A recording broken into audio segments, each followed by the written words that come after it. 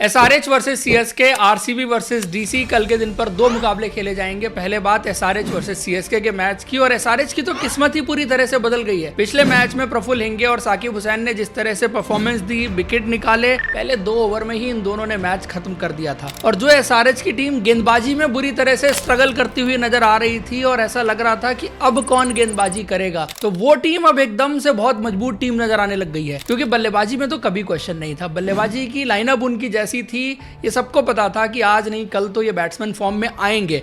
और अभी सारे बैट्समैन एक साथ नहीं आए हैं, जब सारे बैट्समैन एक साथ आएंगे तब ये टीम और डेंजरस होगी। लेकिन मेनली गेंदबाजी, और प्रफुल्ल हिंगे ने आईपीएल क्रिकेट इतिहास का सबसे बेहतरीन स्पेल्स में से एक स्पेल डाल के दिखाया। और जिस तरह उन्होंने गेंदबाजी की, 2 चीजें हाईलाइट थी उनकी गेंदबाजी में। पहला उनका टिप्पा, जिस पर अगर आपने गौर किया हो, बैट्समैन को सामने बुलाने की कोशिश कर रहे थे और वहां से जो उनको थोड़ा सा बाउंस अलग तरीके का मिल रहा था। आप उनका पहला ही गेंद देखो, जिस तरह से वैभव सूर्यवंशी को उन्होंने डाला, वो ऐसा गेंद था कि उसको आप छोड़ ही नहीं सकते थे। Well directed short pitch ball थी जिसको उन्होंने प्लान किया था। पहले भी उन्होंने वैभव सूर्यवंशी को डोमेस्टिक क्रिकेट में आउट किया हुआ है, तो वो एग्जीक्यूशन उन्होंने दोबारा से करके दिखाया। बट हाईलाइट यही है उनकी गेंदबाजी में, जो उनकी इन स्विंग है, जिस तरह के टिप्पे पर वो डालते हैं, और डेथ ओवर्स की गेंदबाजी अभी आगे और देखनी रहेगी। लेकिन उनके पास अच्छा यॉर्कर है, अच्छा स्लो बाउंसर है, तो वो चीजें आगे आप उनकी गेंदबाजी में देखेंगे। लेकिन साकिब हुसैन ने भी कम इंप्रेस नहीं किया।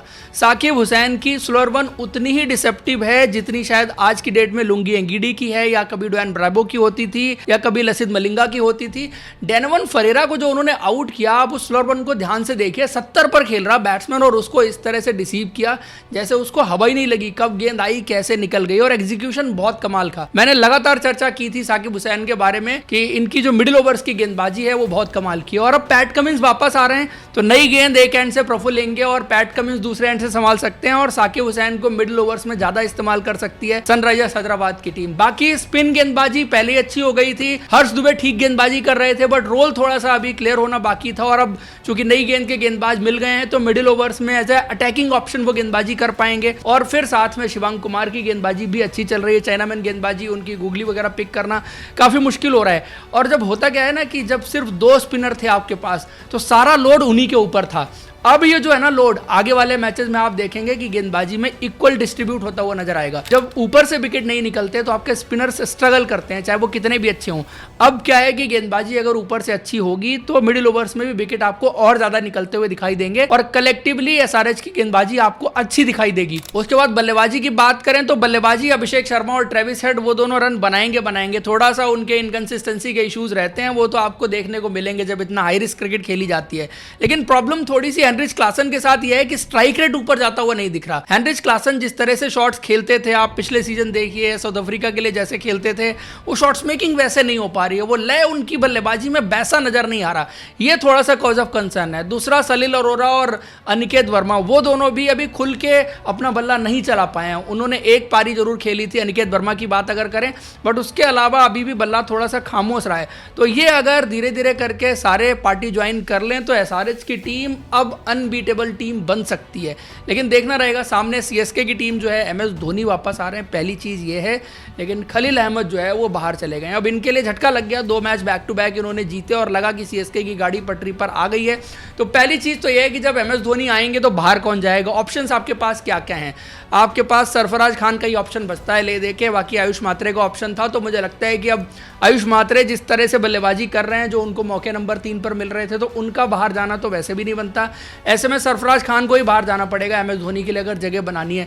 और फिर बाकी बैट्समैन सारे ऊपर आ जाएंगे एक नंबर। और अभी भी मैं कहता हूं कि शिवम दुबे को नंबर 4 मैक्सिमम नंबर 5, और मेनली तब बल्लेबाजी कराइए जब स्पिनर्स गेंदबाजी कर रहे हो। शिवम दुबे का बेस्ट निकलेगा। और सीएसके की टीम जो मिडिल ओवर्स में टूथलेस दिख रही है, उसमें वो अलग तरह की अटैकिंग बैटिंग आपको दिखा सकते हैं। बाकी रही गेंदबाजी की बात, जब से इन्होंने हेनरी को बाहर किया है, इनकी बॉलिंग थोड़ी सी बेटर हो गई। अंशुल कंबोज नई गेंद से आके गेंदबाजी कर रहे हैं। पिछले मैच में उन्होंने अपनी स्किल दिखाई, जिस तरह से उन्होंने बल्लेबाजों को आउट किया, और उसके बाद डेथ ओवर्स भी उन्होंने ठीक ठाक किया। वैसे अगर इन टोटलिटी देखो पिटाई सबकी हो रही है, कोई भी कितना बड़ा गेंदबाज हो, बट अंशुल कंबोज अगर शुरू और आखिर दोनों जगह मिला लें, और जिस स्टेज पर वो गेंदबाजी कर रहे हैं, मेरे हिसाब से उन्होंने अच्छी इंप्रेसिव गेंदबाजी की है। खलील भी ठीक ही गेंदबाजी कर रहे थे, लेकिन वो अब बाहर हो गए। तो इनके पास कौन कौन से ऑप्शन है? पहला ऑप्शन मुकेश चौधरी का लाइक टू लाइक रिप्लेसमेंट है, आप उनको लेके आ सकते हैं, वो एक एंड से नई गेंद संभाल सकते हैं। और एमएस धोनी उनको पसंद भी बहुत करते हैं। जब एमएस धोनी विकेट के पीछे होते हैं तो मुकेश चौधरी ने काफी अच्छी गेंदबाजी सीएसके की टीम के लिए ऑलरेडी की हुई है। बट दूसरा ऑप्शन ये है जो मैं कहूंगा कि रामकृष्णा घोष को खिलाने का सही वक्त आ गया है। ये ऑलराउंडर जो सीएसके की टीम में वेट कर रहा है, इसको रिवील कर दीजिए। और आई थिंक उनके आने से ना जो बैटिंग डेप्थ है, जो सीएसके की टीम में थोड़ा सा फायर पावर और बैटिंग डेप्थ वो भी ऐड हो जाएगी। गेंदबाजी के बारे में मैं उतना श्योर नहीं हूं कि टी20 क्रिकेट में कैसी करेंगे, बट हाँ ये है कि उनके पास अच्छी पेस है, अच्छा डेक को हिट कर सकते हैं। तो ये कप्तान के ऊपर है कि कैसे उनको यूटिलाइज करते हैं। और विकेट के पीछे जब एमएस धोनी होंगे तो यूटिलाइजेशन किसी भी प्लेयर का बेटर अपने आप हो जाता है। उसके बाद आरसीबी वर्सेस डीसी का मुकाबला। आरसीबी की टीम तो ऐसा लग रहा है कि अगले 4 मैच और खेलेगी और क्यों उनके नाम के आगे लग जाएगा। जिस तरह की टीम दिख रही है, कमी नजर ही नहीं आ रही है। आप किसी जगह पर ढूंढिए, ओपनिंग नहीं, मिडिल ऑर्डर नहीं, फिनिशिंग नहीं, लेफ्ट राइट का कॉम्बिनेशन, कोई टेक्टिकल मिस्टेक कर सकते हैं। गेंदबाजी में जो आ रहा वो बेहतर परफॉर्मेंस करता हुआ चला जा रहा। अभी तक जैकब डफी खेल रहे थे, वो अच्छा कर रहे थे। हेजलवुड आए, उससे भी अच्छा कर रहे हैं। फिर देखिए रसिक सलाम को मौका मिला अभिनंदन सिंह की जगह पर, उन्होंने और अच्छी गेंदबाजी कर दी। और पिछले मैच में डिबेट तो हुई कि मैन ऑफ द मैच उनको मिलना चाहिए था। और रसिक सलाम के पास तो काबिलियत है, हमने पिछले सीजन बहुत बात की थी उनके बारे में कि नई गेंद जिस तरह से करते हैं और जो उनकी स्लोअर वन है, स्पेशली बहुत ही डिसेप्टिव स्लोअर वन है उनके पास, और डिफरेंट तरीके से करते हैं। जो ऑफ स्पिनर की तरह है उसको भी करते हैं, बैकअप द हैंड भी करते हैं। तो डेथ ओवर की गेंदबाजी या मिडिल ओवर्स में आप कह लीजिए, उनके पास वो काबिलियत उन्होंने पिछले मैच में दिखाई। कृणाल पांड्या अच्छी गेंदबाजी कर रहे हैं, फिर सुयश शर्मा को जब सारी अच्छी गेंदबाजी कर रहे हैं तो फिर उसका बेनिफिट भी कहीं ना कहीं मिल जाता है। तो कलेक्टिवली जो आरसीबी की गेंदबाजी है बहुत जबरदस्त नजर आ रही है। और आई थिंक बैटिंग भी यार, चाहे आप रोमारियो सेफर्ट देखो, चाहे टिम डेविड देखो, जितेश शर्मा के रन नहीं बन रहे थे, उन्होंने पिछले मैच में एक जबरदस्त कैमियो खेल दिया। बट दिल्ली की टीम में प्रॉब्लम्स नजर आ रही हैं। दिल्ली की टीम में प्रॉब्लम ज्यादा उनकी गेंदबाजी नहीं है, ज्यादा शायद बल्लेबाजी है। देखो गेंदबाजी शायद 2 विकेट उनको ऐसे मिले जहां पर स्पिनर्स उतना गेम में नहीं रहे, और उनकी मजबूत कड़ी जो है वो उनके गेंदबाज ही हैं, स्पिनर्स ही हैं। और वो अगर प्ले से बाहर हो जाते हैं तो थोड़ा सा चैलेंज हो सकती है डीसी की टीम। बट मेनली जो फास्ट बॉलिंग का कॉम्बिनेशन वो खिला रहे थे, पिछले मैच में उन्होंने 4 फास्ट बॉलर एक साथ खिला लिए। तो 4 फास्ट बॉलर खिलाने से फिर विप्रज निगम को नहीं खिला पाए, उसी चीज को उन्होंने बैलेंस आउट करने की कोशिश की थी। अब इस विकेट पर देखना रहेगा कि ग्राउंड थोड़ा सा बड़ा है, क्या आप एक एक्स्ट्रा स्पिनर खिला सकते हैं यहाँ पर। और एक्स्ट्रा नहीं, बेसिकली उनका 3+3 का कॉम्बिनेशन था, 3 फास्ट बॉलर 3 स्पिनर, जिसमें अभी विप्रज निगम को बाहर कर दिया, 4+2 का कॉम्बिनेशन हो गया और उनकी जगह पर आकिब नबी आ गए। तो आकिब नबी को तो खिलाना चाहिए, इस बात से मैं एग्री करता हूं। और अगर शायद इनको कोई फास्ट बॉलर बाहर करना है तो मुकेश कुमार को बाहर कर सकते हैं। अगर आप देखो परफॉर्मेंस उन्होंने पहले 2 मैचेस में ठीक की, बाकी दोबारा से जो उनकी रेपुटेशन है उस पर उनकी गेंदबाजी वापस आ चुकी है। तो आई थिंक गेंदबाजी में ज्यादा चेंजेस वगैरह नहीं होंगे। मेनली बल्लेबाजी में जिस तरह से इनकंसिस्टेंसी ओपनर्स ने दिखाई है वो एक थोड़ा सा कॉज ऑफ कंसर्न है। केएल राहुल ने एक पारी खेली, बट उसके अलावा भी आप 4 मैच और देखेंगे तो वहां बल्लेबाजी उतनी अच्छी नहीं हुई, शायद वहां पर भी एक आधा पारी की जरूरत थी। फिर पतुम निशंका ने भी उतना लंबे रन नहीं बनाए हैं, थोड़ी बहुत इंपैक्टफुल पारियां उन्होंने खेली हैं, बट लंबे रन की जरूरत जो है वो इस टीम को है। फिर 3 नंबर जो नीतीश राणा खेल रहे थे वो अभी थोड़ा सा बेटर हो गया कि समीर रिजवी नंबर 3 पर आ गए, और अभी एक ही मैच हुआ है उनको बाहर हुए, तो ज्यादा मौके और मिलेंगे समीर रिजवी को। तो 1-2 गेम खराब होने के लिए किसी के भी हो सकते हैं जो उनके हो गए, लेकिन पहले 2 मैचेस में उन्होंने बड़ी जबरदस्त पारियां खेली थी। देन उसके बाद अब मिडिल ऑर्डर में अगर देखो तो 4 नंबर पर डेविड मिलर को खिलाया जा सकता है, जो मैं शुरू से बात कर रहा था। और फिर 5 नंबर पर आप ट्राइसन स्टब्स को खिला सकते हैं। देन अक्षर पटेल है आपके पास, आशुतोष शर्मा। तो अब जो है ना आपका बैटिंग ऑर्डर ज्यादा बेटर लग रहा है।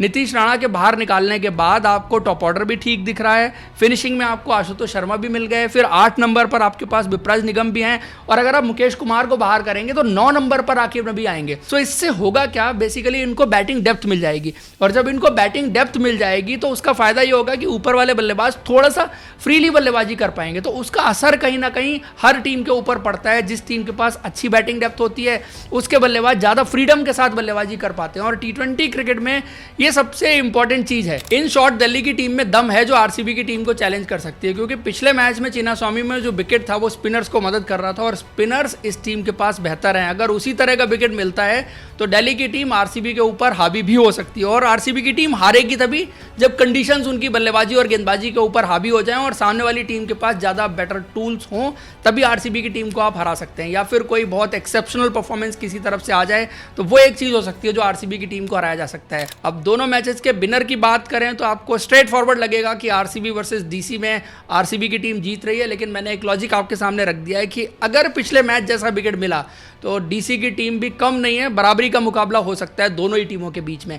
और उसके बाद पहले मैच की बात करें एसआरएच वर्सेस सीएसके। अब सीएसके भी विनिंग स्ट्रीक जो है वो उनकी बनने लग गई है, 2 मैचेस उन्होंने जीते, एसआरएच ने अच्छी वापसी की है, बट मुझे एसआरएच ज़्यादा बैलेंस और ज़्यादा डेंजरस टीम लग रही है, ज़्यादा इक्विप्ड टीम लग रही है। रीज़न इज़ कि उनकी बल्लेबाजी भी अच्छी है, गेंदबाजी भी अच्छी है, फायर पावर भी अच्छी है और धीरे धीरे करके वो टीम अब जो है अच्छी असेंबल हो रही है। तो आई थिंक एसआरएच पहला मैच, दूसरा मैच जो है वो डीसी की टीम चैलेंज कर सकती है, विनर तो आरसीबी रहेगी। आप लोग को क्या लगता है कमेंट करके बताइए कि कौन सी टीम जीत रही है अपना अपना मुकाबला। और अभी तक अगर आपने हमारे चैनल को सब्सक्राइब नहीं किया तो सब्सक्राइब कर लीजिए, वीडियो को लाइक कर लीजिए और इस वीडियो को हाइप नहीं किया तो जरूर कर दीजिए। Thank you, see you in next video.